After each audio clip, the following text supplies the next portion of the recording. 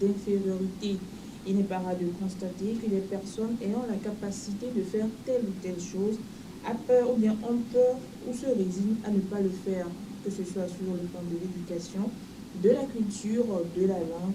On se voit inférieur par rapport à autrui. Et puisque nous sommes dans le cadre de la jeunesse, nous parlerons du complexe d'infériorité chez les jeunes. Pourquoi certains jeunes se voient inférieurs par rapport aux autres? Qu'est-ce qui est à la base de cette situation? Voilà les questions auxquelles nous tenterons de répondre ici sur ce plateau. Et justement, pour en parler, je retrouve mes amis. Bonsoir et bienvenue. Bonsoir. Bonsoir. Comment est-ce que vous vous portez? Ça va très bien. Très bien aussi. Alors Roger, comment est-ce que tu te portes? Et le foyer? Ça va. Je fais toujours mes veilles. Je suis en bonne santé et puis ça peut aller. Là, il va prendre soin de la dame. Je saurais le dire. Nous allons donc partir pour la transition et revenir pour le débat.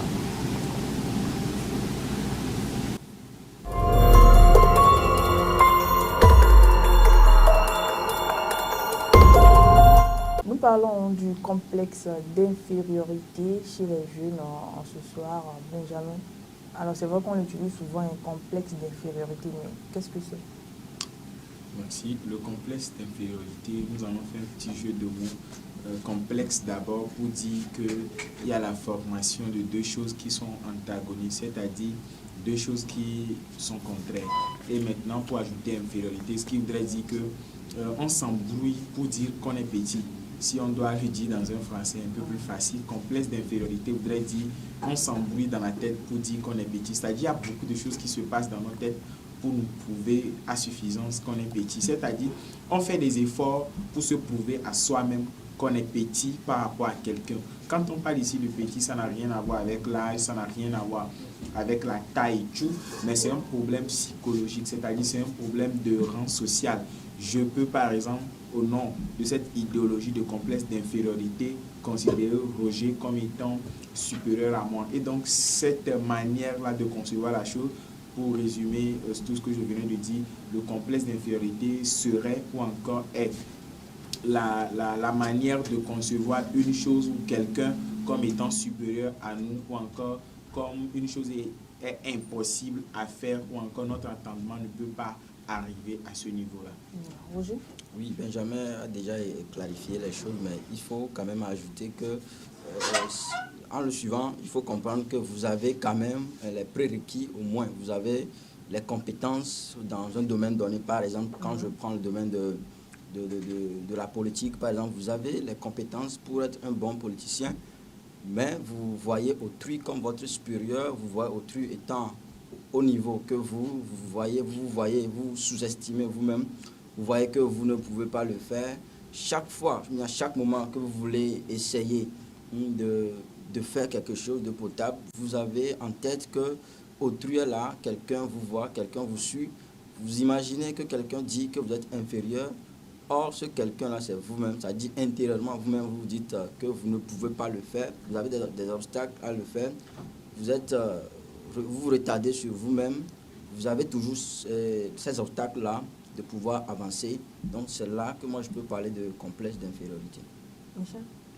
Oui, si on veut parler de complexe d'infériorité, il faut dire que souvent, le complexe d'infériorité est dû à certains de nos défauts, de nos manquements, qui font qu'on met de côté, on ne regarde plus les qualités qu'on a et on amoindrit soi-même sa valeur, ou on est dans un entourage où les autres tendent à exceller ou sont au-delà, au-dessus de nous.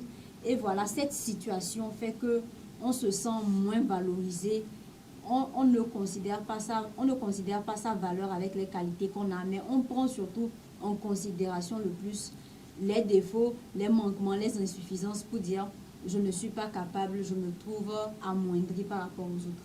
Alors Roger, dans le cas pratique, comment se manifeste ce complexe d'infériorité-là? Ce complexe d'infériorité, je prends toujours un exemple banal. Vous êtes en salle, vous êtes des élèves par exemple, on voit que c'est toi qui peux être par exemple le major de classe. On te désigne, Benjamin, sois le major, mais tu as peur, c'est la peur. Tu as peur d'être le major. Tu vois, surtout quand vous étiez élève, vous allez le remarquer. Tu vois, ces grands frères-là que nous appelons à l'époque les grands frères du derrière, Les gaillards. les gaillards du derrière. Tu vois leur physionomie, tu vois leur forme et tout, et puis tu as peur. Benjamin a bien fait de le soulever que s'il n'est pas question d'âge, mais tout est question de notre compétence, tout est question de notre manière d'agir. Hein. On voit que vous pouvez faire ce truc, vous pouvez agir dans ce sens, donc on vous donne cette responsabilité que vous devez assumer, mais vous avez toujours la peur de le faire. Et Méchach l'a dit, ça provient de quoi? C'est peut-être notre provenance, ça dépend de notre enfance également, ça dépend des yeux qui nous regardaient à l'enfance, dans notre enfance autant que moi, ou encore ça dépend des paroles que les gens ont proférées à notre endroit, je dirais les violences verbales. Peut-être moi je considère ça comme violence verbale parce que on vous dit que vous n'avez rien, vous n'êtes rien, que vous ne pouvez rien faire. Alors donc ça veut dire que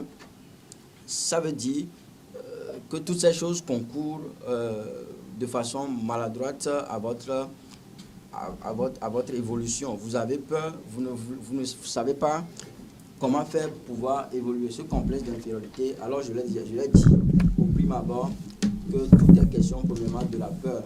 Vous avez peur d'avancer, vous ne voulez pas avancer, vous voyez la société, vous voyez les gens qui vous entourent et puis vous croyez qu'ils sont au-dessus de vous. À part la peur, je pense que, je ne dirais que la peur c'est juste la peur. Sinon quelqu'un qui se sent supérieur, c'est quelqu'un qui se sent meilleur. Les gens de développement psychologique le disent, ils ont l'habitude de s'appeler par exemple meilleur coach, meilleur, par exemple, si on peut dire meilleur débatteur, meilleur délégué, meilleur type là. Si vous avez cette notion, si vous avez l'habitude de faire cela, je pense que la peur n'est pas en vous. Ceux-là qui ont peur, quand tu les appelles, par exemple chef, ils ont peur. Ça dit, ils vont dire, ne m'attribue pas ce nom-là, je ne suis pas chef. Et quand on t'appelle chef, tu regardes ton entourage, tu dis, non, il y a les gens ici que tu dois appeler chef, il y a les supérieurs. Donc c'est de façon brève, autant pour moi, c'est la peur d'avancer. Benjamin? Oui, Roger l'a su dit, l'expérience là que nous avons eue, puisque nous tous ici sur ce plateau, nous avons déjà mis pied dans une salle de classe à l'époque. Les amis de la diaspora qui restaient derrière là, qui nous faisaient un peu plus peur en temps, c'était déjà ces facteurs-là qu'on considérait. Maintenant, vous avez posé la question à savoir comment est-ce que se manifestent ces complexes d'infériorité dans notre vie. En réalité, il y a beaucoup de facteurs qui extériorisent là. Sinon, il y a beaucoup de situations, mais je vais quand même les subdiviser en 3 parties ou 3 catégories. Il y a d'abord la catégorie pré-événement ou encore pré-action, c'est-à-dire avant de poser une action, il y a ces signaux-là qu'on envoie pour dire à son entourage qu'on ne peut pas. Roger a déjà donné un exemple, mais je vais suppléer en disant ceci.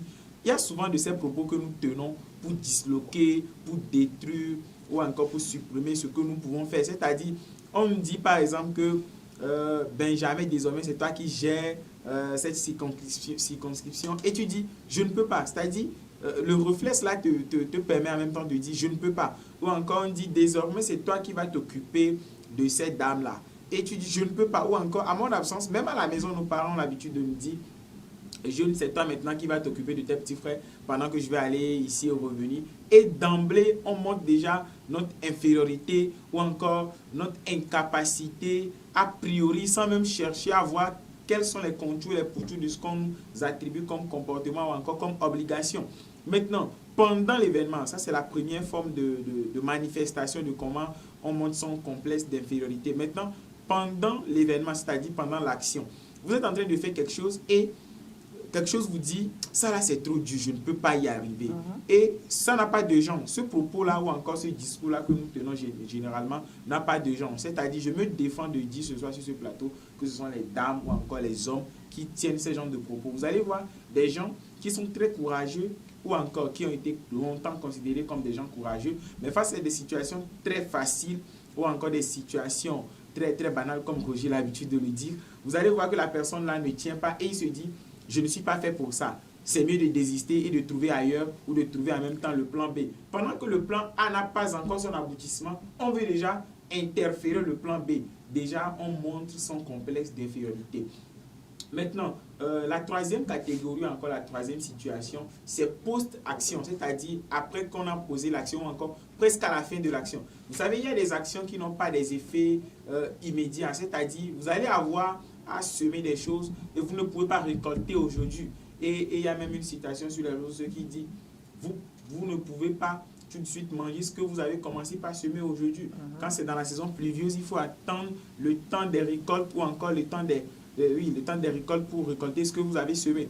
Et donc, quand vous voyez déjà que ce que vous avez semé tente de sombrer ou encore n'a pas donné totalement le résultat là que vous devez avoir, vous voulez dévier la responsabilité de la chose, c'est-à-dire vous dites, ce n'est pas moi qui ai fait ça, je préfère aller ailleurs, je suis un bon à rien, je n'ai rien réussi jusque-là, et tout. On fait déjà des jugements et on essaie de fuir la responsabilité et il fallait juste encore être un peu plus téméraire pour que la chose marche. Et donc, cette troisième forme de, je ne sais pas si je dois l'appeler de désengagement vis-à-vis de ce qu'on a réalisé, est aussi déjà un signal pour montrer son complexe d'infériorité. Voilà, nous avons été rejoints sur ce plateau par Catherine. Comment est-ce que tu te portes? Alors, nous parlons du complexe d'infériorité. Tout à l'heure, on parlait de la manifestation de ce complexe-là. Alors, quelles sont les causes? Qu'est-ce qui est à la base? Pourquoi nous développons justement ce complexe d'infériorité-là? Ok, merci Brigitte pour la question. Déjà, le complexe d'infériorité, je dirais tout court, c'est avoir une mauvaise opinion de soi-même. Alors, pourquoi est-ce que nous avons une mauvaise opinion de nous-mêmes? Premièrement, il y a plusieurs causes en fait. Mais dès le bas âge, prenons juste l'exemple, tu as un frère ou bien une soeur meilleure que toi. Et tout le temps, ton père ou bien tes parents prennent le plaisir de te le rappeler. Tu ne vois, ouais, c'est le plaisir. Genre, ils le font, pour eux, c'est t'encourager, mais au fond de toi, tu te rabaisses en fait quoi. Tu es nul. Voilà, tu ne vaux rien, tu es nul. Regarde ton frère. Ton frère a pris 3 ans pour avoir sa licence. Toi, tu veux faire 4 ans. Tu ne sers à rien. À l'école, le prof te le dit. Mais toi, là, tu donnes une mauvaise réponse. Toi, là, tu es bête, je te dis. Il y a des profs qui le font, des enseignants qui le font. Et l'enfant accumule tout ça. Le seuil du supportable de tout le monde n'est pas la même. L'enfant accumule. En fin de compte, il se dit, je ne vaux rien. Je suis nul, je suis bon à rien. Et quand il va arriver quelque part, il va arriver dans la société, dans le monde professionnel, quand on va vouloir lui confier quelque chose, il se dit en même temps, je ne vaux rien, je suis nul, je ne peux pas le faire. Tu lui demandes de faire quelque chose. Non, il y a les grands frères, pourquoi vous m'appelez moi? Il y a les boss, pourquoi vous m'appelez moi? Même dans notre famille, voilà, je viens de dire dans la famille aussi. Complexe d'infériorité, une cause encore, je dirais, c'est que moi je dis que le Togo tout entier a un complexe d'infériorité. Ouais, notre pays tout entier, en tout cas la jeunesse tout entière a un complexe d'infériorité. Non, c'est pas trop dit. Et puis on l'a hérité de nos parents. Mais jamais là où tu es tout de suite, tu trouves un moyen. Ouais, tu trouves un moyen tout de suite pour quitter le Togo, genre Canada, logement, tu as déjà son passeport. Ouais, tu as déjà ton passeport, hein, tout gratuit. Tu quitteras oui ou non? Mais jamais répond, va quitter. Pour trahir la conscience de ces téléspectateurs, je ne peux pas répondre. Tu vois, genre, on nous a dit depuis notre bas âge, ou bien on nous a fait comprendre que le Togo ne vaut rien. Pour réussir ta vie, tu dois quitter. C'est un complexe d'infériorité. Tu rentres carrément dans un autre domaine. C'est aussi un plan de complexe d'infériorité. Mais je refuse l'invitation qu'elle nous donne, sinon on risque de recevoir les téléspectateurs, surtout que l'immigration est devenue un sujet assez intéressant. Voilà, parce que genre, tout le monde se dit non, le Togo ne vaut rien, pour réussir ma vie, je dois quitter. Tant que je demeure au Togo, je ne peux rien faire. Mais si tu te dis ça, tu ne vas rien faire tant que tu demeures au Togo. Imagine, quand les Togolais vont en France, par exemple, notre compétence linguistique, genre, c'est bien, tu parles avec un Français, il te dit, mais c'est très bien, tu n'as pas un accent. Mais dès que le Togolais commence à marcher avec un Congolais, Sénégalais, un Ivoirien, il veut copier leur accent. Parce qu'il se dit, bon, c'est la meilleure. On suit, je veux dire bêtement, mais je ne vais pas le dire, on suit l'autre en pensant que l'autre est meilleur que nous. Voilà.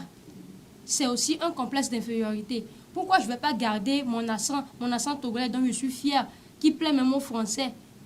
Je vais aller copier un accent ivoirien parce que mon ami là est ivoirien, ou bien je veux dire non. Il y a des gens même qui sont ici actuellement, qui ont déjà un bon boulot, ils réussissent bien, mais genre dans leur tête, leur corps est au Togo, mais leur gouverne c'est en France en fait, c'est à Paris, c'est en Europe, je veux partir. Mais tu fais déjà quelque chose de bien ici que tu peux développer plus pour faire développer ton pays. Mais non, je veux partir, le Togo ne vaut rien. Patriotisme. Voilà, ils n'ont pas ça. C'est aussi un complexe d'infériorité. Genre, dans notre tête, depuis notre bas âge, nos parents, moi je vais donner cette photo aux parents, mais parce que si le parent, bon, les parents, vous allez m'excuser, mais si le parent essaie depuis le bas âge de faire comprendre à son fils que, ou bien à son enfant que ce que tu as ici, tu as tes richesses ici, ta nature, ta source, tu peux le faire développer. Même si tu pars, c'est pour aller étudier revenu, faire développer ton pays. Papa même n'a pas réussi au pays. Voilà, c'est que papa, même il a ce complexe d'infériorité, il te dit, si je n'ai pas réussi, c'est parce que je suis au Togo, donc mon enfant doit quitter. Donc c'est un cercle vicieux en fait. Ça revient sur la même chose. On doit commencer par casser ces normes classiques. Tu peux réussir au Togo.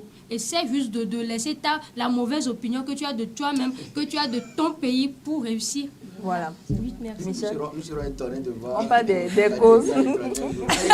Peut-être même qu'il a déjà joué le tourisme. Voilà, on parlait justement des causes. Qu'est-ce qui est à la base de ce complexe d'infériorité-là? Je pense que je vais revenir sur ce que beaucoup ont dit. Et moi, je vais m'attarder sur les autres par rapport au complexe. Vous savez, quand un enfant naît, quand vous prenez un petit enfant, l'enfant qui grandit jusqu'à un âge n'a pas de complexe. C'est quand il commence par voir des changements s'opérer, aussi bien sur le plan physiologique, aussi bien dans le domaine professionnel, dans la carrière de l'autre, qu'il commence par se questionner et à se trouver moins valeureux que l'autre. Les complexes, il y a certains complexes qui viennent, par exemple, des qualités des autres. Je me dis que cette personne est tellement performante. Je me dis, un exemple, je ne connais pas ton âge. Catherine et moi, on a le même âge. Catherine et moi, on habite dans le même quartier. Catherine et moi, on a grandi ensemble, mais aujourd'hui, je vois peut-être Catherine au Canada. Peut-être à l'école, on avait les mêmes notes, ou même je la dépassais. Je vois Benjamin, j'apprends que Benjamin également fait des... Non, pas qu'il est parti aux États-Unis. Il fait des allers-retours mensuels États-Unis-Togo. Voilà. Et là, je me pose beaucoup de questions. Je me demande, où suis-je? Qu'est-ce qui n'a pas marché? Pourquoi pour moi ça ne marche pas? Et c'est en ce moment que les complexes commencent par se développer. Il y a également les complexes physiques. Aujourd'hui, quand par exemple je sors de ma maison, je me dis je suis bien maquillée, je suis jolie. Mais à côté, je viens, je vois l'animatrice, je me dis, elle est très jolie, elle a porté des verres, elle est en forme, moi je suis svelte. Et je remarque qu'il y a de la tension. Parce que parfois, le complexe, on se sent bien avec soi dans son corps, mais le complexe vient de l'admiration que l'autre reçoit. Du fait que les gens flattent, les gens admirent la personne qui est à côté et que moi, je ne reçois pas. En ce moment, je me dis, il y a quelque chose qui manque chez moi. Il y a quelque chose qui cloche chez moi. Et je commence par développer le complexe. C'est le cas de beaucoup de jeunes filles, de nous les filles aujourd'hui. Aujourd'hui, on a envie d'avoir une peau métisse. Voilà. On a envie d'être la plus belle, d'avoir des courbes et des formes généreuses. Parce que quelque part, il y a une fille qui, avec tous ses atouts physiques, toutes ses qualités physiques-là, attire l'attention de la gente masculine. Et moi, j'ai également besoin de me sentir aimée. J'ai besoin de me sentir exister. Parce que quand l'autre est flatté, quand l'autre est admiré, la personne, ça augmente la confiance que la personne a en elle. Et quand je suis dans un environnement où une personne reçoit toute l'attention, toute l'admiration, c'est que moi je suis privée. Et à partir de ce moment, je me pose des questions, je commence par me détester. Et quand c'est dans le milieu professionnel, ou par exemple Benjamin et moi, nous avons été recrutés dans un même secteur, et que Benjamin avance, moi je n'avance pas, ça commence par créer des frustrations. Je me pose 1 et 1000 questions et à partir de ce moment, je commence par développer des complexes. Je me sens même moins compétente que lui. Sinon, si j'étais compétente, nous avions le même niveau de compétence. Pourquoi ce Benjamin a été, je ne sais pas, promu et moi je suis restée au même niveau? Parlons également de l'éducation. Le complexe vient parfois de certains propos que les parents tiennent. C'est vrai, on va accuser les parents, mais il faut aussi prendre en compte le fait que les parents n'ont pas été éduqués dans la même réalité que nous. C'est-à-dire que les parents, par le passé, c'est-à-dire l'environnement même dans lequel ils ont grandi, les normes, les personnes qui étaient dans la société, faisaient que le genre d'éducation qu'ils nous donnaient marchait à ce temps. Mais actuellement, ça ne peut pas marcher. Avant, quand peut-être un enfant, on veut lui inculquer des choses, c'est en interdisant. C'est en montrant, en disant que la chose est dangereuse, en diabolisant les choses. Voilà.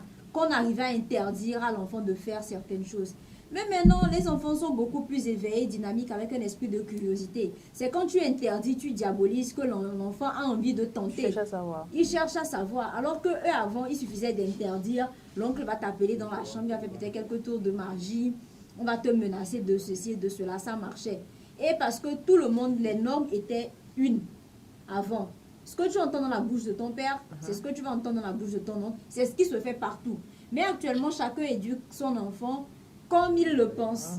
Donc, c'est comme ça. Et les parents, dans cette logique, quand ils veulent réprimander l'enfant, ils veulent emmener l'enfant à donner le meilleur, ils commencent pas à dire, à faire des comparaisons. Tous les parents, on va aller au point, tous les parents, pour te pousser à aller de l'avant, te comparent. Pourquoi? Parce que eux aussi, avant, c'est comme ça qu'on les avait éduqués. Eux, ils ont réussi à relever les défis de la vie en se disant, voilà, je dois aller de l'avant, tel m'a dépassé, c'est pas possible. Mais est-ce que dès le bas âge, on cultive en l'enfant comment dire ça, cet esprit de défi, de relever le défi pour après le comparer? Parce que quand vous n'apprenez pas à votre enfant, vous ne lui mettez pas cette culture-là de défi et du défi. Vous n'apprenez pas à votre enfant à se battre, à être un combattant, à ne pas abandonner. Et que après vous commencez par le comparer, franchement, cette petite confiance-là qu'il a en lui, ça va baisser. Surtout que les parents, ils sont assez protecteurs ces derniers moments, un peu laxistes dans l'éducation. Vous n'allez pas en même temps tout donner à l'enfant et vouloir en même temps que l'enfant se débatte tout seul. Donc, c'est tous ces facteurs-là qui font que, en grandissant, la personne, l'individu, que ce soit la fille ou le garçon, ne se considère pas à sa juste valeur et se compare. Non seulement les parents, en nous éduquant, nous compare. Quand on grandit, on a tendance nous-mêmes à nous comparer par rapport aux autres. Or, on n'a pas la même heure de réussite. Roger? Oui. Je réagis. Quand j'écoute les gens, ça fait plaisir de les écouter quand même. Pour comprendre, au niveau des parents, il y a, je l'ai déjà dit, cette violence verbale et puis j'ajoute les mensonges. Je ne veux pas quand même dire que nos parents sont des menteurs, mais qu'ils m'excusent. Mensonge en quel sens? Les parents vont te dire aujourd'hui que leur situation n'a pas été tellement rose comme vous aujourd'hui, vous avez la possibilité de fréquenter, de combattre la vie afin de réussir. Certes, on le sait. On sait qu'aujourd'hui, les choses changent. Il faut quand même le reconnaître. Les choses changent. Nous avons pas mal d'atouts aujourd'hui pour pouvoir évoluer. Mais au moment où les parents, ils les allaient dans leurs propos, je lisais quelque chose sur WhatsApp, pas passé. Un papa disait à son enfant qu'il a acheté une paire de chaussures et puis 5 ans après, il a acheté la seconde paire de chaussures. C'est pour dire que la seule qu'il avait achetée, il la portait jusqu'à 5 ans. 5 ans après, bon, c'est quand même une manière de parler. C'est une manière de dire que nos parents, ils exagèrent quand ils veulent donner des exemples, quand ils veulent faire un témoignage sur eux-mêmes pour nous montrer que nous devons également oser faire le meilleur, donner le meilleur de nous. Ils exagèrent, cette exagération. Moi, personnellement, je ne l'aime pas. Maintenant, au niveau de la violence verbale, c'est tout en fait, c'est la base. Selon moi, c'est la chose primordiale, c'est la cause primordiale de ce complexe d'infériorité. Parce que vous devez faire un sacré bout de temps chez vos parents. Matin, tu es avec les parents, si tu n'es pas à l'école. La nuit, tu passes la nuit avec tes parents. Mais, voyons, on te dit chaque temps que tu n'es pas meilleur. On te dit chaque temps que tu n'es bon à rien. C'est pour te motiver. En réalité, oui. En réalité, l'idée derrière cela, nos parents, ils ont l'idée de nous motiver. De te booster. De te booster, de te lancer dans un défi avec ton entourage. Mais ils le font très mal. Ils le font très mal, même quand tu échoues, par exemple, au baccalauréat, bien, en examen, par exemple, tu veux boire de l'eau, on dit, c'est toi qui as échoué, c'est toi qui vas encore boire de l'eau dans cette maison. Quand tu marches un peu, on te rappelle que tu as échoué.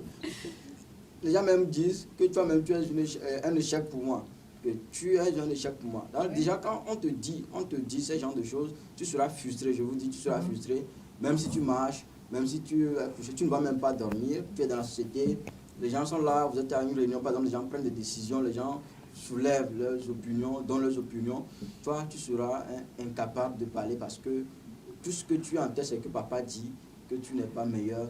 D'ailleurs, tu vas te dire que c'est papa qui me connaît mieux, c'est maman qui me connaît mieux. Donc, si cette personne me dit que je ne suis pas meilleur, alors ça veut dire que c'est vrai, que c'est réel. Moi, je veux seulement dire à la jeunesse aujourd'hui que c'est faux. Quand on vous dit que vous n'êtes pas meilleur, c'est faux. Chacun est meilleur dans un domaine donné. Chacun est bon dans un domaine. Nous sommes ici, par exemple. Chacun a son domaine de prédilection. Si Benjamin, par exemple, il est bon en agriculture, ça ne veut pas dire d'emblée qu'il est également bon en enseignement, par exemple. C'est un exemple quand même. Alors ça veut dire que chacun a son centre d'intérêt, chacun a son point fort. Alors il faut reconnaître, il faut le dire, nous devons reconnaître nos points forts pour pouvoir évoluer. Maintenant, je veux revenir sur ce qu'on disait les autres, la comparaison. Cette comparaison dont moi je veux parler, ce n'est plus une comparaison qui est faite par nos parents, mais une comparaison qui est faite par nous-mêmes. Tu l'as dit, mais ça je l'ai dit aujourd'hui, tu te rends compte que en réalité, tu n'es pas au même niveau que les autres. C'est peut-être je sais pas, mais l'envie, bien la jalousie, peut-être oui. Pas toujours. Oui, si tu n'es pas envieux, si tu n'es pas quelqu'un qui est jaloux, pourquoi vouloir être au même niveau que les gens? Tu fais la comparaison. Quelqu'un a parlé d'immigration, moi je ne veux pas quand même en venir, mais il faut juste savoir qu'on fait la comparaison. Normalement, la comparaison, toute chose a un double postulat. La comparaison, en fait, quand tu fais la comparaison, c'est pour pouvoir reconnaître tes failles. C'est pour pouvoir reconnaître tes failles afin de mieux sauter, afin d'aller de l'avant. Mais quand tu fais la comparaison, tu dis que celui-ci, il a moto, celui-ci, il a voiture. Moi, je ne me sers que de mes chères souffrances, c'est-à-dire les pieds. Donc, tu oublies. Maintenant, si tu as fait la comparaison, là, tu dois te demander comment est-ce que la personne a fait pour avoir la voiture, par exemple. Comment est-ce qu'elle a fait pour être meilleure dans ce domaine.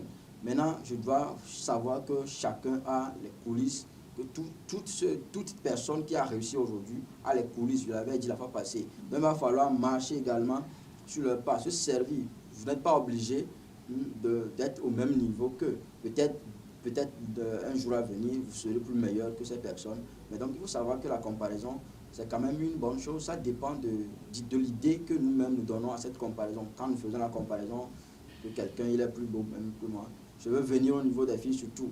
Les filles qui aujourd'hui se dépigmentent pour pouvoir... Vas-y, rapidement. Oui, très rapidement. Qui se dépigmentent aujourd'hui juste pour avoir la même couleur de peau. Un artiste l'a dit, peu importe ma couleur de peau, donc je prête quand même son expression. Vous voulez avoir la même couleur de peau que les blancs, que les blanches. Les métis. Les métis. On se dépigmente et puis on oublie que notre peau africaine là est la meilleure. Alors, Benjamin, rapidement. Oui, par rapport à ce que Roger venait de dire, je suis parfaitement d'accord avec lui, surtout au niveau de l'éducation que nous avons reçue. Non seulement, c'est vrai que les uns et les autres ont déjà dit l'essentiel par rapport à cette manière-là qu'on avait utilisée pour nous éduquer, mais ce que je voudrais encore rappeler, c'est quoi? En fait, ce n'était pas forcément notre échec qu'on nous rappelait, mais c'était notre insuffisance aussi qu'on nous rappelait. Je vais donner un exemple. Même quand tu es parmi les admis, tu es parmi les 5 premiers, tu cours, tu reviens à la maison. Chez moi, mon papa, voici ce qu'il va te demander. Le premier de la classe avait 10 têtes. Et en fait, ces genres de propos te déstabilisent, te font comprendre en fait que quand tu n'es pas premier, c'est que tu n'es pas meilleur. C'est ce que je pensais jusqu'au jour où j'ai compris en fait que on ne pouvait pas titiller la perfection avec nos parents à l'époque. Qu'est-ce que je voudrais dire par là? Une fois, il est arrivé qu'on a fait un examen, les CPD qu'on faisait blanc là, et j'étais premier de mon centre. Pour moi, je devais avoir les appréciations, toutes les appréciations de mon papa. Et j'étais étonné qu'ils me disent que c'est parce qu'on avait séparé les établissements et que le meilleur premier n'était pas là, donc que les bonnes sont là où il y a les aveugles. En fait, ça m'avait tellement déstabilisé parce qu'à côté, il y avait les enseignants qui m'encourageaient. Petit, tu es bon. Les grands frères par ici. Petit, tu es bon, tu es bon. Mais à côté, ton géniteur là qui te déstabilise. En fait, j'ai compris. Michel l'avait dit, la manière là qu'on utilisait pour éduquer, pour nous éduquer, elle est désuète, obsolète. Elle a besoin quand même qu'on fasse une mise à jour.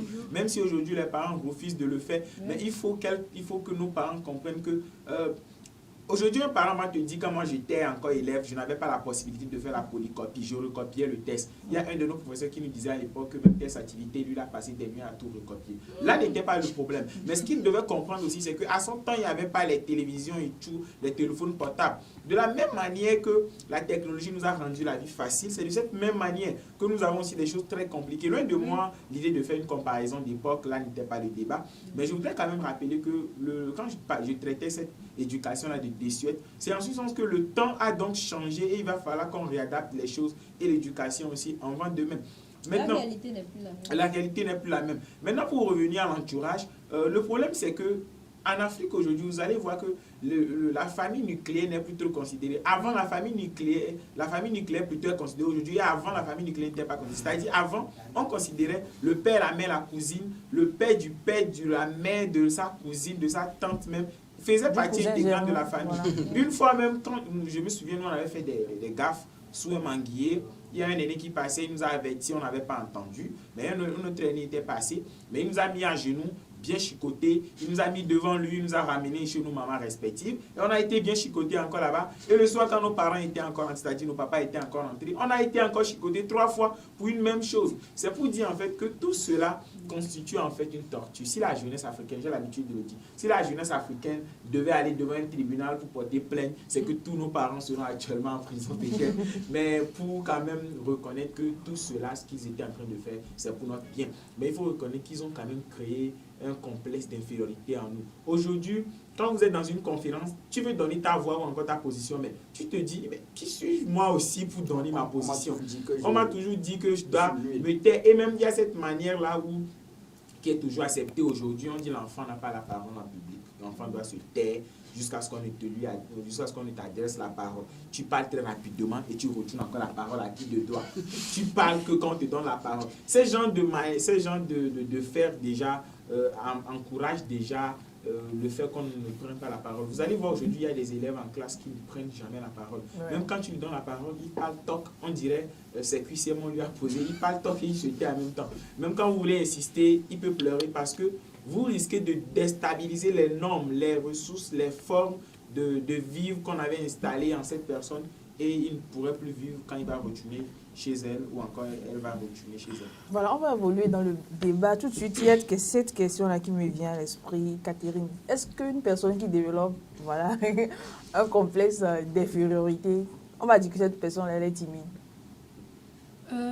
Une personne timide et une personne qui développe un complexe d'infériorité. Désolée pour les personnes timides qui nous suivent, mais moi je dis une personne timide est une personne qui au fond a un complexe d'infériorité. Pas forcément. Forcément, rien à voir avec les personnes introverties. Genre, la personne elle est introvertie, on sait qu'elle est introvertie. Hein. Genre, c'est les personnes, vous sortez en boîte, tout ce que la personne entend, c'est de rentrer, rester seule. La personne n'a pas peur de vous, la personne ne se sent pas frustrée par vous, mais elle veut rester seule. Mais les personnes timides, cette personne timide, elle n'est pas sociable. Vous sortez quelque part, si c'est toi qu'elle connaît, elle veut juste rester avec toi. Je ne peux pas rester avec les autres personnes. Mais qui suis-je? Je ne peux pas. Une personne timide, Benjamin, au fond, c'est une personne qui a un complexe d'infériorité. Si on retourne très bien dans son passé, et puis on fuit les événements un à un, on verra qu'à un moment, cette personne a développé un complexe d'infériorité avec laquelle cette personne a grandi. Non, je ne suis pas d'accord. Non, laissez-moi terminer, désolé. Non, désolé, mais moi, ça, c'est mon point de vue. Une personne timide, en fait. Déjà, est-ce que vous savez qu'une personne timide, par ricochet, elle n'est pas sociable? Non. Parce à moins que je n'ai pas peut-être compris les paramètres de ta sociabilité. Parce qu'une personne qui ne prend pas régulièrement la parole n'est pas forcément timide. Moi, j'ai longtemps considéré un ami quand on était au CM2, et même nous, on l'appelait Thomas, je te salue de passage, et on l'appelait Thomas le timide. Mais j'étais très surpris qu'on est parti en 6e. On n'avait pas changé de situation géographique. On était encore dans la même situation géographique. Mais le gars était incontrôlable. En fait, c'était nos conditions. Parce qu'il a voulu changer de comportement. Pas forcément. Le problème, c'est que je t'explique. Il avait sa sœur qui était dans la même classe que nous. Et pour lui, il ne se sentait pas à l'aise. Il ne pouvait pas agir. Quand on faisait les gaffes en classe, on cassait les bouts de fleurs de gauche à droite, lui ne le faisait pas. Mais en 6e, le gars là, c'est lui-même qui me faisait les trainings. Par contre, ce que j'ai pas compris chez lui, c'est que on a fait ensemble, on est de la même promotion. Depuis, avant même qu'on ne rencontre sa soeur, C'était pas trop ça. Mais avec ça, les choses se sont amplifiées. Il était devenu le plus timide. Maintenant, c'est pour dire que même si tu me donnes l'exemple d'une personne tout de suite qui n'est pas ouverte dans une soirée, cela ne voudrait pas dire que quand tu vas sur le réseau social tout de suite avec cette même personne, la personne ne va pas s'ouvrir et faire des discussions. On a rencontré des filles qui ont montré, d'ailleurs, a priori en Afrique, quand une personne est timide, on considère cette personne comme étant une personne entre guillemets mature au sens strict du mot. Et donc, quand vous allez, il y a des endroits où vous ne pouvez pas montrer en même temps votre folie. Hein. Quand vous allez là-bas, vous devez quand même jouer le plus sérieux, le plus serein, le plus élégant. Surtout quand vous êtes bien habillé en Afrique déjà, vous devez quand même montrer qu'aujourd'hui, je suis le plus sérieux ici, jusqu'à ce que vous ne commenciez pas à vous familiariser avec les gens. Et donc, on ne va pas léser les personnes timides qui nous suivent actuellement. Sinon, on risquerait déjà de ne pas les connaître. Et déjà les juger va déjà les amener à se fermer encore, à rester dans Désolé, mais Benjamin, je ne les juge pas. Une seconde, Benjamin. Parler des réseaux sociaux actuellement sera un autre débat. Parce que je vais un peu décaler du sujet. Quand on prend les violences qu'on a actuellement dans notre monde, sur les réseaux, dans notre société plutôt, sur les réseaux, c'est plus intense. Parce que quand les réseaux sociaux sont arrivés, en fait, ça nous a facilité beaucoup de choses. Et ça a facilité la ventilation de beaucoup de choses. Une personne timide, en fait, derrière son écran, n'est pas forcément timide parce que je suis avec mon écran, genre, n'a pas ce complexe, cette supériorité sur moi. Tu parlais de sa soeur, en fait. Moi, je te dirais, cette personne, soit elle a peur de sa soeur, soit il se voit inférieur par rapport à sa soeur. Voilà. Même pas. Loin de moi l'idée d'étaler peut-être ça. On va prendre l'avis de Michel. Okay. Oui. En fait, je pense qu'on doit revenir sur la définition de timidité. Tu vois, avec le temps, chaque fois, je vois sur les réseaux sociaux, les gens parler de timidité en faisant référence aux personnes perverses, les personnes qui sont souvent perverses en public sont timides. Qui est-ce qu'on qualifie de timide? N'est pas timide une personne qui reste calme. N'est pas timide une personne qui aime qui s'isole. N'est pas timide une personne qui veut garder une certaine intimité, une discrétion sur sa vie. Est timide la personne qui n'arrive pas à prendre la parole en public. C'est ça une personne timide. Quand on dit pas seulement ça. Si, la première définition de timidité, quand on dit que tu es timide, c'est-à-dire que lorsque tu fais face à un public ou à un groupement de personnes que tu ne connais pas, ou avec des gens, tu n'arrives pas à parler. Tu peux donner ton avis avec tes amis, tu peux donner ton avis avec tes parents, mais à partir du moment où tu es dans un groupe, tu ne parles plus. Maintenant, par rapport à la sociabilité, il y a plusieurs types de sociabilité. Il y a des personnes, par exemple, moi, je ne suis pas une personne timide. Quand je suis dans une situation où il faut parler, je n'hésite pas à parler. Si on est sur un panel où on a une conférence et il y a des aînés et qu'on donne également, si c'est un panel ouvert où des personnes peuvent poser des questions, s'il y en a, je vais les poser. Mais dans le même moment, quand il y a des situations où peut-être je ne suis pas sur un panel ou à une conférence, quand je suis avec mes amis, je préfère aller, si aujourd'hui je sors, je vais à une fête et je vois Benjamin, et je connais personne, j'aurais tendance à rester avec Benjamin. Et c'est normal. Et c'est normal parce que je me sens beaucoup plus proche des personnes que je connais. Et parfois même, tu vois, quand on grandit, les gens ont tendance, je ne sais pas pourquoi c'est comme ça maintenant, mais tout le monde se donne un genre. Avant, quand vous étiez petit, tu vois ton ami, tu tapes sur sa tête. Tu vois, tu le pousses un peu, tu le taquines, tu peux même te moquer de la façon dont la personne s'est habillée. Tandis que maintenant, quand tu vois une personne en public, il y a des gens même avec qui vous avez mangé, qui te voient et font « Ah, mais Michel, je t'avais pas reconnu. » Je te dis. Autant. On aime se faire des genres. Oui, autant pour moi. Donc, vous voyez, il y a de ces personnes-là qui... Non, mais c'est vrai. Vous avez été dans cette situation. Moi, j'ai été choquée parce que après mon bac, j'ai vécu cette situation plus d'une dizaine de fois. Je te dis. Et l'université. Oui, merci. Surtout quand ils sont acceptés en médecine, que toi tu ne fais pas médecine, je te dis. Bon, ça c'est dizaine. Tu as tiré une balle. Non, balle perdue. Non, c'est pas perdu. Ça là, c'est peut-être dizaine. les juristes qui viennent d'apprendre ici les articles. Je te dis. Non, je ne te permets pas. Je ne te le permets pas. Voilà, tu as reçu une balle perdue. Ah, non, c'est visé, c'est juste à côté de la balle est directe, c'est venu directement comme ça. Donc, tu vois, moi, je ne suis pas d'accord pour dire que, voilà, quand le complexe, peut-être qu'il y a certaines personnes qui sont introverties parce qu'elles sont complexées.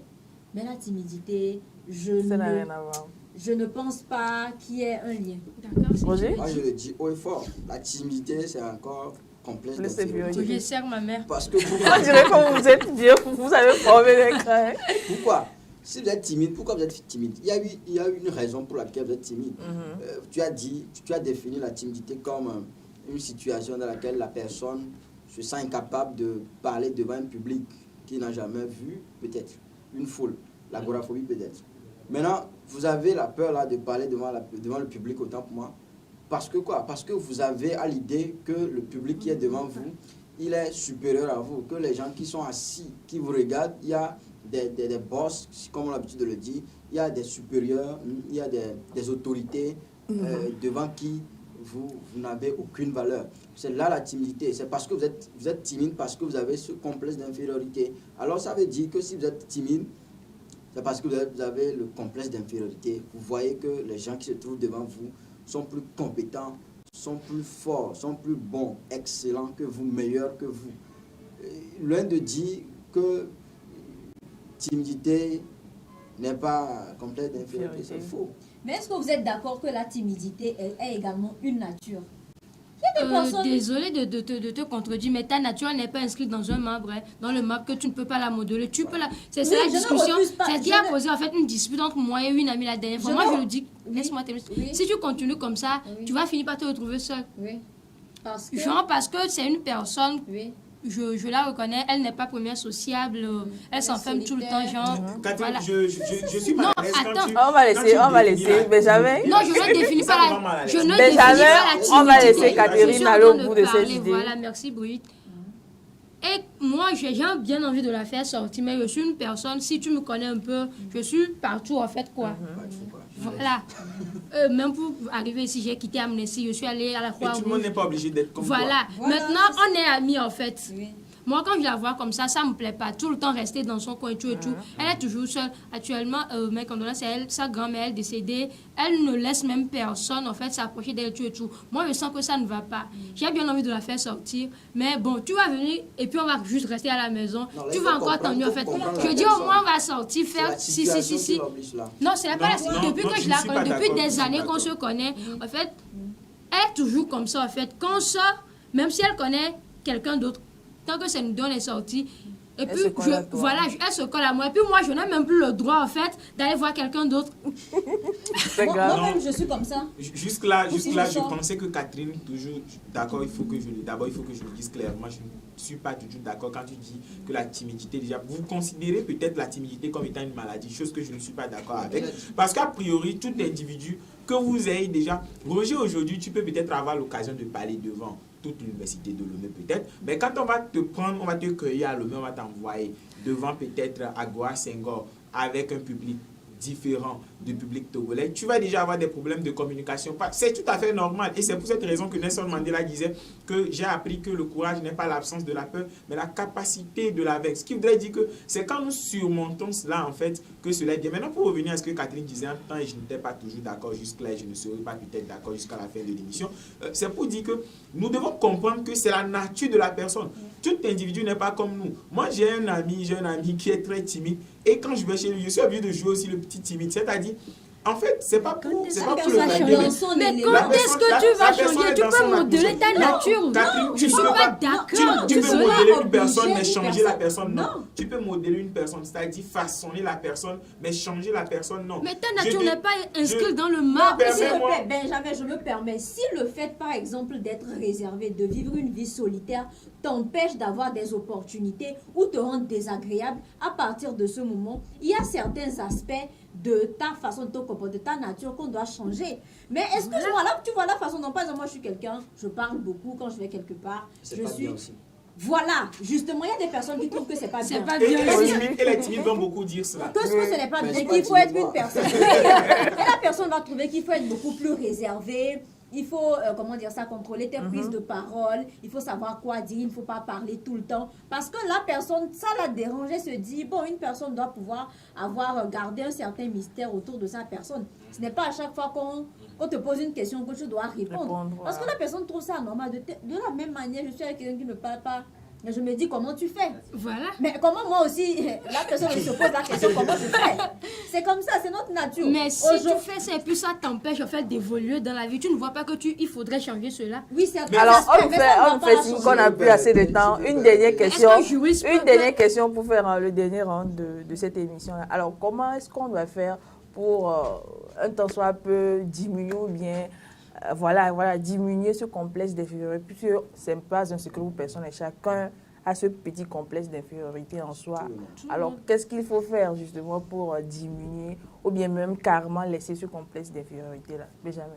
Oui, d'abord, il faut reconnaître que longtemps, nous avons toujours marginalisé nos amis sociologues et psychologues. Souvent, quand tu vas déjà t'inscrire dans cette faculté, on dit qu'est-ce que tu veux devenir après. C'est l'occasion de dire que ces amis aussi sont très importants dans la société. Oui, et nous en avons besoin. Aujourd'hui, vous ne pouvez pas, quand vous êtes à l'étape, il faut reconnaître qu'il y a 3 étapes de ce que nous appelons complexe d'infériorité. Quand vous êtes à l'étape primaire, c'est ce que nous tous nous avons. Maintenant, l'étape là aussi qui est intermédiaire, l'étape supérieur. Quand vous êtes à l'étape supérieure, vous tombez tout de suite dans la dépression et cette console, le narcissisme exagéré et tout ce qui va avec. Vous avez besoin de l'accompagnement d'un psychologue.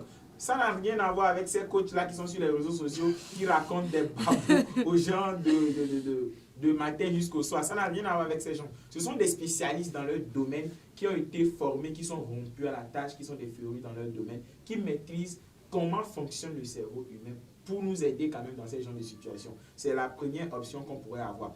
Hormis cela, on peut quand même faire une thérapie à soi, c'est-à-dire reconnaître cela. Quand on ne reconnaît pas qu'on est exagérément introverti, c'est-à-dire on est exagérément renfermé sur soi-même, on ne peut pas s'aider. C'est-à-dire, je reconnais que moi, Benjamin, par exemple, je suis bavard et que pour me soigner de ce mal, je dois maintenant faire d'abord la compagnie de ces gens-là, qui ne sont pas trop bavards. Et donc, je dois aussi chercher à me mettre des garde-fous pour avoir à moi aussi des secrets. Et si je suis trop timide, si c'est ça mon complexe d'infériorité, c'est-à-dire je me sous-estime extrêmement et je n'arrive pas à m'exprimer en public, je dois maintenant savoir qu'est-ce qui empêche cela ou qu'est-ce qui a occasionné d'abord et qu'est-ce qui promeut cela. Si par exemple, le fait d'aller en public seul ne me permet pas de prendre la parole, alors là, je peux me faire accompagner. Parce que souvent, quand on connaît quelqu'un déjà dans la salle, ça nous permet de dire, cette personne connaît déjà mes forces de frappe. Il sait que quand je prends la parole, je vais dire quelque chose de dangereux. Je peux prendre la parole. Mais quand on est dans un public où on ne connaît personne, c'est compliqué. Pourquoi ne pas se faire accompagner par des amis dans des situations, c'est qu'on va ressentir encore ce complexe d'infériorité. Maintenant, par rapport à notre physique, voilà, pour finir, par rapport à notre physiologie, c'est-à-dire notre tête, notre corps, notre manière de faire et tout, il faut que nous comprenions qu'une fois que nous soyons chrétiens, musulmans, ou je ne sais quoi, athées si vous voulez, une fois que nous insultons une partie de notre corps, c'est que nous insultons Dieu parce que c'est lui qui nous a créés ainsi. Et si nous n'acceptons pas d'abord que c'est ainsi et qu'on peut l'améliorer, c'est qu'on refuse déjà toute possibilité de thérapie. Roger? Il faut éviter la comparaison dans son sens négatif. Comparaison, par exemple, nous sommes ici, on est venu pour un débat. Il y a, tu vois, les détracteurs, peut-être aux détracteurs, tu dis que celui-ci il est meilleur que moi, donc je suis le nul ici. Donc déjà, quand tu pars sur cette base, tu vas faire un travail très, très nul. Donc il va falloir éviter cette comparaison. Autre chose également, il faut te dire que tu es meilleur. Ce n'est pas quand même l'occasion de prôner l'orgueil, de dire que nous sommes orgueilleux, égoïstes, non. Mais c'est une manière de dire que nous avons aussi les compétences, nous avons aussi les potentialités, nous pouvons faire mieux, nous pouvons également être au même niveau, mais à un niveau d'ailleurs plus élevé que les autres. Alors il faut également éviter la société, mais il faut oublier la société des fois parce que on vous dit que vous n'êtes pas meilleur, on vous dit que vous êtes nul, il faut quand même oublier cela. Si vous voulez vous rappeler de ces choses d'ailleurs, il faut être optimiste, il faut se bondir sur ces choses pour pouvoir évoluer. Mais chaque fois que vous voulez avoir à l'idée que vous êtes nul, que vous n'êtes pas meilleur, alors vous ne pouvez pas évoluer. Il faut être fort psychologiquement. Jacques? Oui. Comment faire pour ne pas être complexé? La première chose à faire, c'est d'identifier ces complexes. On parle certes du complexe d'infériorité, mais il y a une raison pour laquelle je me sens inférieur. Il y a un domaine dans lequel je ne me sens pas à la hauteur.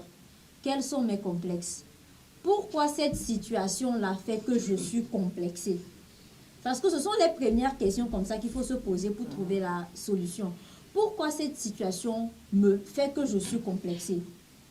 Maintenant, il faut apprendre à s'aimer tel qu'on est. J'ai vu sur un post Facebook qui disait « Soyez vous-même parce que tous les autres sont déjà pris ».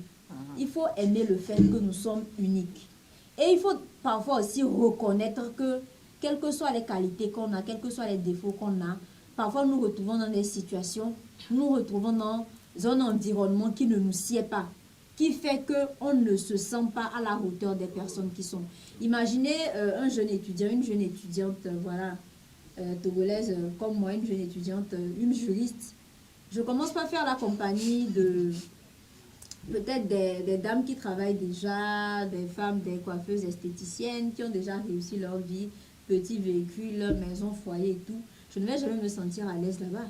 J'aurai toujours l'impression que quelque chose manque. Quand elles vont vouloir faire des sorties, moi je vais économiser beaucoup d'argent pour prouver que je peux. Tandis qu'elles faire des prêts. Parce que parfois le problème, ce qui fait qu'on est complexé, c'est que parfois on met la barre haute. C'est vrai qu'il faut être ambitieux, mais il faut avoir un background. Là où tu veux aller, là, il faut s'assurer que j'ai les moyens de ma politique avant de se diriger. Apprendre à s'aimer. Tous les entourages, et c'est pas tout, n'importe quel entourage qui nous sied, qui nous convient. Et il faut aussi accepter qu'on a des défauts. Il faut reconnaître qu'il y a des personnes que vous n'allez jamais battre. Parfois, le complexe vient du fait que je me dis, Roger là, il est premier, je suis toujours deuxième. Ma mission, mon objectif de vie, c'est de le battre et d'être première. Parfois, nous recherchons des choses qui ne font même pas notre... et qui ne font pas notre bonheur, qui va juste flatter notre ego et va peut-être, comment dire ça, nous rendre encore plus narcissiques, sûrs de nous. Pourquoi je veux ce que je veux? Si c'est juste pour frimer, c'est pas la peine. On est en train de grandir, nous sommes des jeunes. Nous devons réaliser des choses. On n'est plus au cours primaire. Donc, il faut analyser tout ça pour pouvoir lutter contre ce complexe-là. Ok, j'ai beaucoup aimé l'intervention de Michel parce qu'elle a dit la plupart des choses que je voulais dire. Mais je lance un appel aux futurs parents que nous sommes.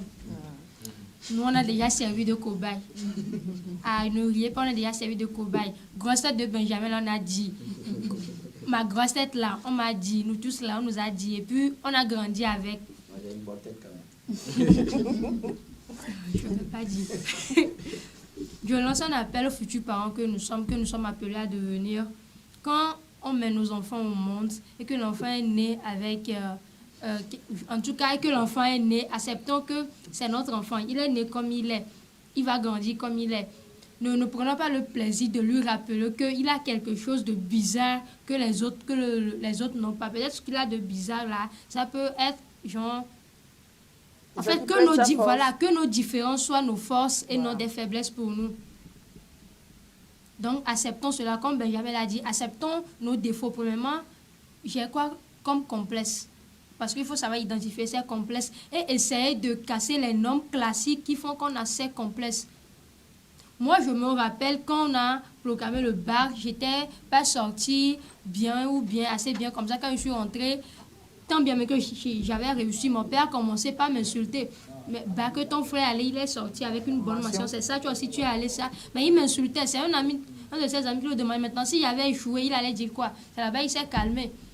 Et voilà, et manière dont il m'a insulté, premièrement, je me dis, ben, moi je ne suis même pas meilleure. Pour m'inscrire à l'université, ça m'a pris beaucoup de temps. Je me dis déjà, mes dessins que je voulais là, c'est carré, je ne peux plus le faire. On ne va pas m'accepter. Bon, j'ai même pas eu bac que les gens. Je vais faire quoi en médecine? Je veux passer. Voilà, je veux passer un concours. Je me dis, mais est-ce qu'on va m'accepter? Je suis restée là-bas et voilà, lorsque je me suis décidée, j'ai eu un problème d'attestation et voilà, je n'ai même pas pu passer le concours. J'ai traîné, en fait, je me suis en fait dit, arrivé un moment, je me suis dit, non, c'est un complexe, je suis meilleure, en fait. Je ne vais pas tout le temps écouter, parce que si mon père, je suis désolée, mais il le fait, il me compare toujours. Je me rappelle, quand on était en terminale, il me compare avec deux filles du quartier, que déjà, quand toi, tu vois, il y a la lumière là-bas, elles sont réveillées, elles travaillent, elles apprennent. Toi, tu es là-bas. Mais désolé, Benjamin, on est là, les amis, les deux échoués, j'ai réussi. Quand je suis arrivée, c'est la première des choses que je lui ai dit quand il m'insultait. Mais les deux que tu qualifiais tout le temps, ils ont échoué. Est-ce que tu sais au moins? Peut-être la lumière, c'était pas pour... C'était pour faire autre chose. Donc, en fait, quand on n'a qu'à essayer à nous maintenant d'élever nos enfants dans un environnement pour qu'au moins dès le bas âge, que nos enfants ne soient pas complexés, et de leur dire que ne vous comparez pas, ne faites pas la mauvaise comparaison. Il y a de bonnes comparaisons. Si il est comme ça, je peux le suivre l'être, donc je vais me battre pour l'être. Mais si je me dis, il est comme ça, oh, en fait, moi, je vois que, bon, si vous deux, vous faites la même chose et que tu n'arrives pas, c'est là où la comparaison qui entraîne le complexe d'infériorité vient. Si tu ne fais pas ce qu'il fait, que tu n'es pas là où il est, pourquoi tu vas te comparer à lui? Voilà. Fais ce que tu fais, un jour, tu vas arriver là où. Mais si vous faites la même chose et que c'est un peu comme si lui, il y a les génies qui le poussent, tu vois, il y a les mauvais génies qui te... Voilà. qui te Le retardent. valeur partout. Voilà, vous voyez. Non? Donc, comme l'a dit, identifier nos complexes, essayer de briser les normes classiques. Disons-nous en fait que, parce qu'on a tous un complexe, disons-nous que on n'a pas les mêmes heures. Chacun va arriver au sommet lentement, mais sûrement à sa manière. Voilà, on voit que le débat il est intéressant. Peut-être qu'on fera un acte 2, qui sait. Si possible. Si possible. Voilà, nous sommes donc arrivés à la fin de cette émission. Merci de nous avoir suivis. On dit également merci à toute l'équipe technique qui nous a aidé à réaliser ce numéro. On va se dire donc au revoir et à mercredi prochain.